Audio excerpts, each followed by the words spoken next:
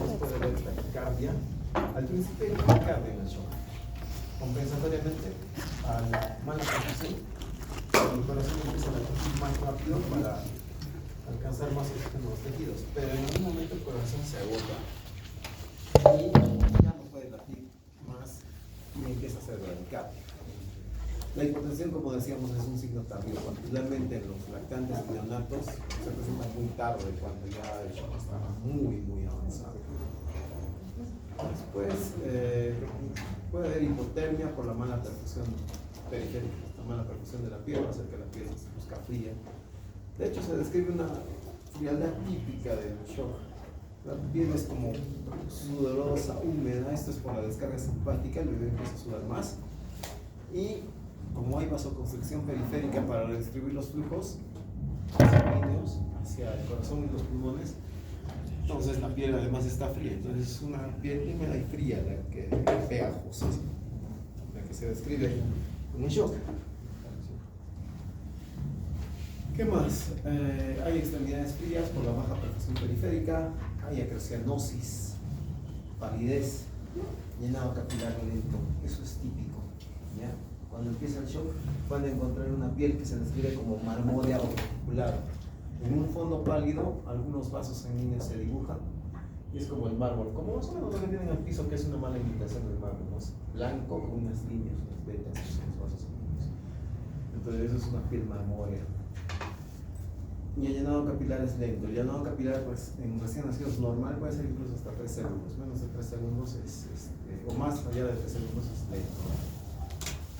Hallazgos neurológicos: puede haber irritabilidad, letargo. El bebé al principio se pone irritable porque está sufriendo por el shock, la mala perfusión tisular, entonces no sabe qué está pasando, entonces se pone irritable. Pero luego, cuando la irrigación no es suficiente para abastecer de oxígeno al cerebro, se torna letárgico e incluso puede entrar en coma. Hay dificultad para alimentarse, que es propia de la mala llegada de sangre al cerebro, entonces el bebé no funciona bien. Hay hipotonía y puede haber ausencia de reflejos primitivos. Cuando ya el bebé está muy mal, no van a encontrar moro, no van a encontrar presión palmar ni plantar. La reactividad del bebé va a ser nula. Entonces, si tienen un bebito que ya no está reactivo, está bien. En cuanto a lo respiratorio, puede haber taquipnea al principio, es un signo bastante precoz, no solo de shock, sino también de sepsis. Puede haber retracciones respiratorias, respiración periódica, entonces empieza a beber, a respirar a su ritmo. Por falla del centro respiratorio pueden haber apneas, y secundaria a las apneas puede haber hipoxemia. En cuanto a las manifestaciones renales, cuando el riñón está mal irrigado, puede haber un shock puede haber una insuficiencia renal prerrenal como ligura. En gastrointestinales, el bebé va a tener una mala alimentación, no tolera alimentos, puede vomitar y puede haber distensión abdominal. Okay. En cuanto a los hallazgos del laboratorio, vamos a encontrar anemia, cuando va a reflejar si la causa del shock es una hipovolemia con sangrado, eso es lo que puede reflejar una anemia. Puede haber coagulopatía, los propios sangrados, el bebé trata de contener los sangrados consumiendo factores de coagulación y hacer coagulopatía. Entonces es una coagulopatía usualmente de consumo, aunque algunos factores proinflamatorios que se desencadenan en la sepsis, por ejemplo el shock séptico, también afectan la coagulación y pueden producir prolongación del TP y del DTPA. Y cuando hay falla hepática, ahí en el hígado es donde se producen los factores vitamina K dependientes y eso hace que se prolongue el TP, ¿ya? Que es un signo el tiempo de protrombina prolongado, es un signo de falla hepática y que puede verse en shock también. Puede haber mala regulación de la glucosa, puede haber tanto hipoglicemia como hiperglicemia. Puede haber hipoglicemia por la mala alimentación, por falla hepática, en el hígado se produce gluconeogénesis y glucogenólisis. Entonces puede fallar eso y el bebé puede hacer hipoglicemias. Pero también puede haber hiperglicemia por el estrés del shock. Se secretan catecolaminas cuya función es producir vasoconstricción para tratar de revertir el shock. Y al mismo tiempo estas catecolaminas son hormonas antiinsulares y pueden producir hiperglicemia. Entonces puede haber una o la otra y puede haber gran fluctuación de la glucosa. Otro hallazgo puede ser que haya hiperpotasemia.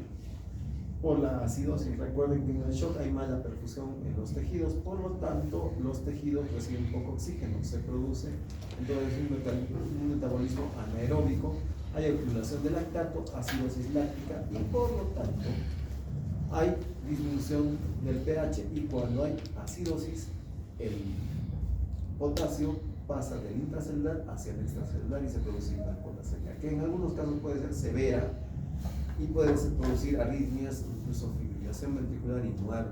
Entonces hay que tener cuidado con la hiperpotasemia.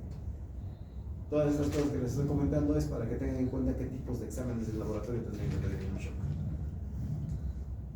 También puede haber hiperbilirubinemia, lo cual es un signo de daño hepático.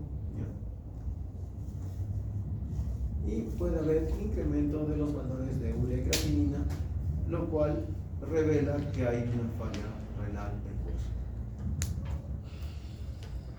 Entonces, ¿cómo se diagnostica el shock? Se diagnostica por la clínica. Vamos a tener signos clínicos de hipoperfusión, sobre todo hipoperfusión periférica. Vamos a tener llenado capilar lento, vamos a tener piel marmórea, restulada, fría. También vamos a tener signos de mala perfusión cerebral, el bebito va a estar hipoactivo, poco reactivo. Entonces vamos a tener signología de mala perfusión. Cuando haya mala perfusión estamos pensando en shock. Ya si la cosa es grave, además va a haber hipotensión. Eso ya está muy mal.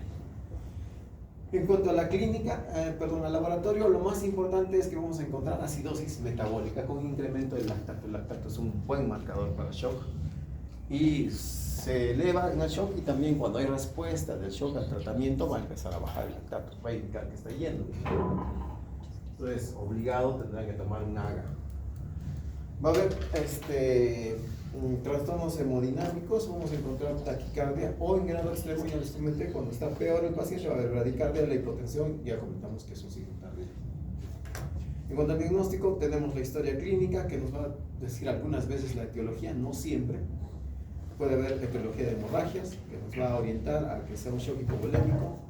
Un parto traumático, por ejemplo, va a orientarnos a que pueda de repente tener un hematoma subgaleal que indicaría un shock hipovolémico. Puede haber un RPM prolongado, puede haber fiebre materna o colonización por grupo B o poliomielitis, que hemos visto que son signos para sepsis, son factores de riesgo para sepsis precoz. Entonces sospecharíamos que el bebé está haciendo un shock séptico, que es un shock distributivo, y hacia eso debiera ir nuestro manejo.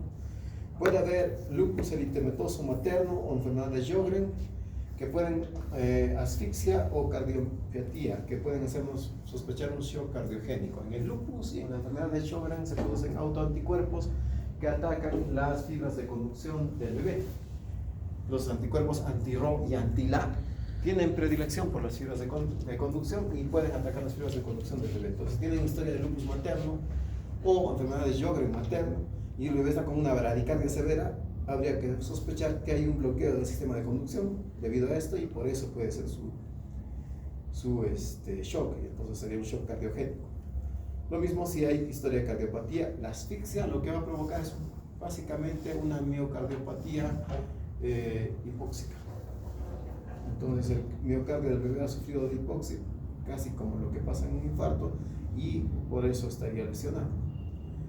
En el caso de la hidropesía fetal, el bebé puede sufrir un trastorno mixto tanto como hipovolemia por mala distribución de los líquidos y secuestro del tercer espacio, y también puede haber algo de un shock distributivo.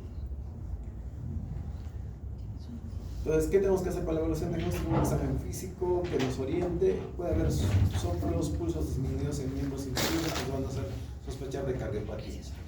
Los soplos, cardiopatías y los pulsos disminuidos de un tipo particular de cardiopatía, que es la coartación de la aorta, también está, habíamos visto en etiología en la clase anterior, el síndrome del corazón izquierdo hipoplásico y la obstrucción de aorta o severa. Puede haber asimetría torácica y disminución del murmullo vesicular. Eso nos debe sospechar fuertemente en un neumotórax, sobre todo un neumotórax a tensión que esté ocasionando el shock, con probablemente una compresión del corazón y que es la causa. Si hay distensión abdominal, debemos sospechar en una causa intraabdominal, a veces es enterocolitis necrotizante, sobre todo cuando es un prematuro, como causa de shock. Si hay genitales ambiguos, si hay hiperpigmentación de la piel sumada a esto, o si hay alteraciones de los electrolitos como hiperpotasemia, hiponatremia, o todo eso junto que les he mencionado, habría que sospechar una hiperplasia suprarrenal congénita como etiología de shock.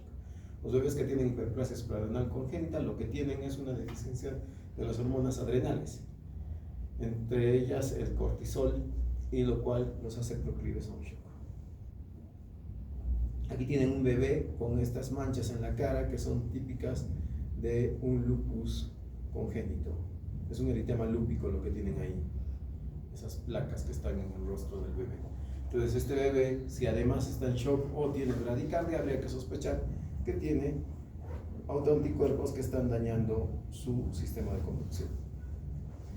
En el laboratorio ya hemos comentado algunas cosas, entonces es de rigor tomar un AGA, y lo que vamos a encontrar es acidosis metabólica. También se puede encontrar acidosis respiratoria mixta, sobre todo cuando hay hipertensión pulmonar y hay falla de la hematosis.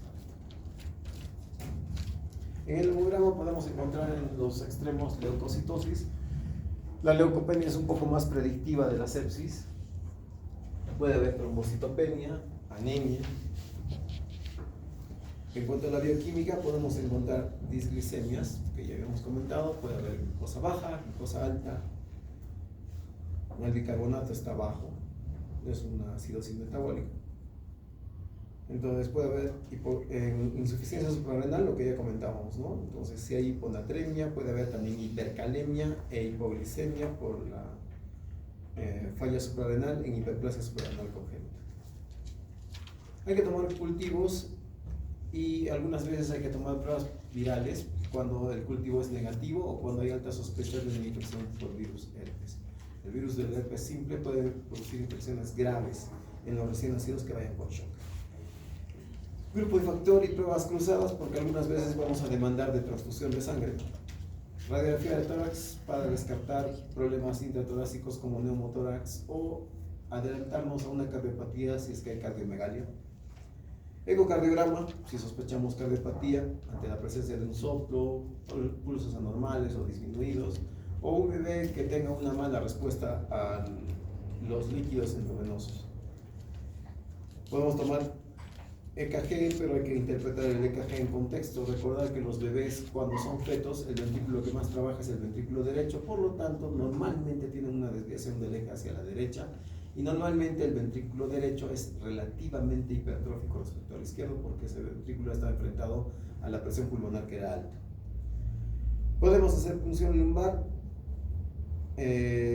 también para detectar si hay meningitis o hay sospecha de meningitis, y también podemos hacer el test de Klein-Hauer-Betke, que es un test para isoinmunización. En realidad es para buscar hematíes del bebé en la mamá y ver si el bebito ha hecho una transfusión del bebé a la mamá.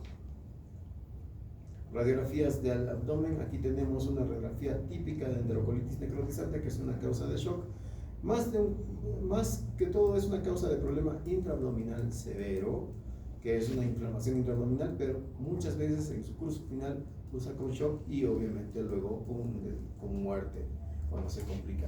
Lo que ven aquí en esta línea que se ve acá, si ven una línea luminosa ahí donde debiera estar solo una línea blanca como esta más o menos, es lo que se llama neumatosis intestinal, que es cuando el gas que han producido las bacterias que han invadido la pared del intestino se libera entre la mucosa y submucosa.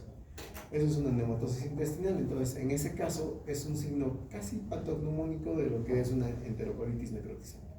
Esto es una enterocolitis necrotizante de grado 2. El grado 3 es cuando se rompe ya el intestino y el aire fuga dentro del intestino y hay neumoperitoneo. El grado 1 es solo la sospecha sin ningún hallazgo radiológico. Así que esto hay.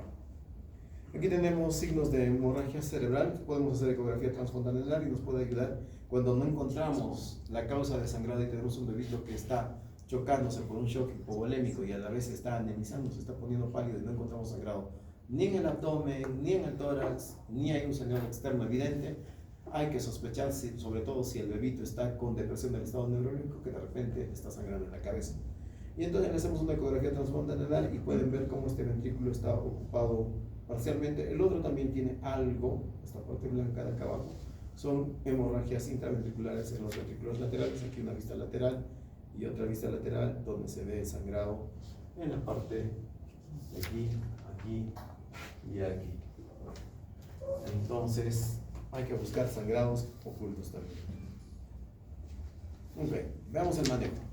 El manejo inicial, muchas veces cuando se enfrentan a un shock, van a enfrentarse al shock sin tener tiempo ni saber la causa. Va a venir el bebito en shock y van a tener que actuar casi al mismo tiempo que hacen el diagnóstico. Probablemente el bebé responda más a vuestras acciones que a vuestra búsqueda de una etiología del shock. Así que tienen que actuar primero y luego preguntar. Si bien es cierto, tienen que tener algún criterio porque algunos shocks no van bien si es que, por ejemplo, le dan volumen o usan uno u otro inotrópico, así que van a tener que ir pensando en el camino. ¿Qué se hace primero? Se hace soporte respiratorio. Vamos a dar oxígeno según necesidad, le ponemos un oxímetro y titulamos cuánto oxígeno le vamos a dar para que sature la saturación normal. Les decía que para prematuros eso es 90-94, pero para bebés que no son prematuros y para cualquier otro bebé la saturación normal es de 88 a 94%. Queremos tenerlo ahí. Si el bebé satura menos de 88, le ponen oxígeno. Si satura más de 88, no le ponen oxígeno. Estoy hablando de Cusco, ¿ya? Si están en Lima, 90-95 es un buen valor, o 90-94, por ahí se pueden mover, si están a nivel del mar. Hay que establecer de inmediato un acceso vascular. Todo shock se debe manejar con accesos vasculares suficientes y necesarios. Si pueden tener más de uno, mejor. Y los accesos vasculares tienen que ser fiables. ¿Qué pasa si vuestra enfermera no puede canalizar? Si el bebito es relativamente joven, ustedes podrían cateterizar el ombligo.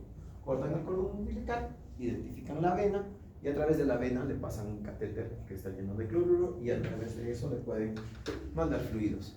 ¿Qué pasa si el bebé ya no tendría ombligo y es grave? Podrían colocar una vía intraósea, lo cual jamás he hecho en mi vida, pero se describe que podrían ponerle en la tibia, ¿ya? En la cara interna de la tibia, ahí, una agujita. Pero bueno, es lo que podrían hacer. ¿Qué se usa para la resucitación? La fuente de este algoritmo se la estudié, ¿no? Para la resucitación se usa un cristaloide. Pueden usar varios cristaloides, pero el de elección en neonatos es el cloruro de sodio al 9 por 1000 o cloruro de suero fisiológico, cloruro de sodio al 0.9%, es lo mismo. ¿Cuánto? De 10 a 20 cc por kilo en bolos. Respecto a esto, va a depender de la edad gestacional del bebé. Los bebés muy pequeños, como comentábamos en reanimación neonatal, los bebés de menos de 32 semanas, tienen riesgo de sangrado, también lo habíamos hablado en prematuridad, porque tienen una inmadurez del desarrollo vascular cerebral. Tienen esta matriz germinal que les presenté cuando hablábamos de prematuro, y la matriz germinal es una zona proclive a sangrados en los bebés.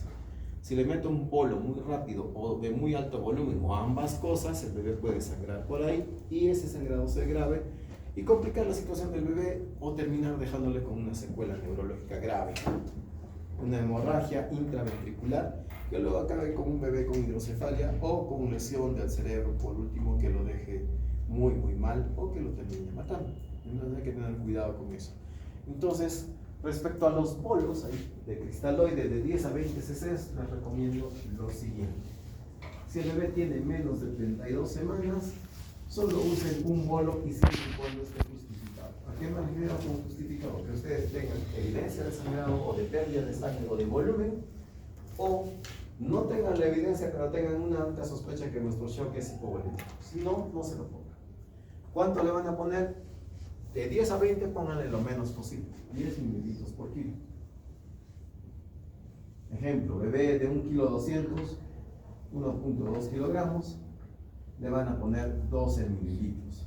Entonces pondrán en su indicación NaCl al 9 por 1000 o 0.9%, 12 mililitros por vía endovenosa.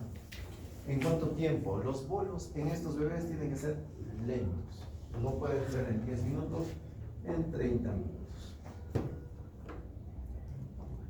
¿Ya?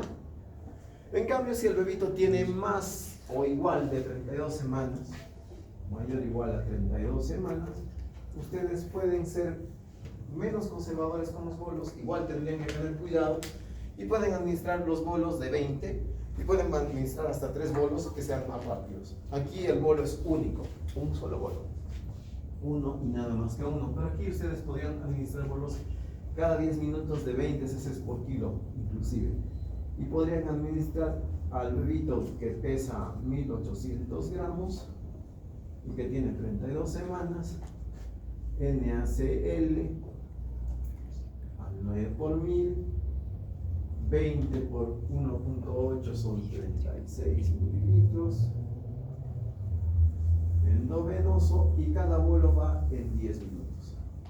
Si no responde, pero ustedes siguen sospechando que es hipovolémico, pueden administrar un segundo bolo, que sería igualito. Todos repiten esto mismo. ¿Ya? Si no responde y ustedes siguen que está sospechando que es hipovolémico, podrían administrar un tercer bolo.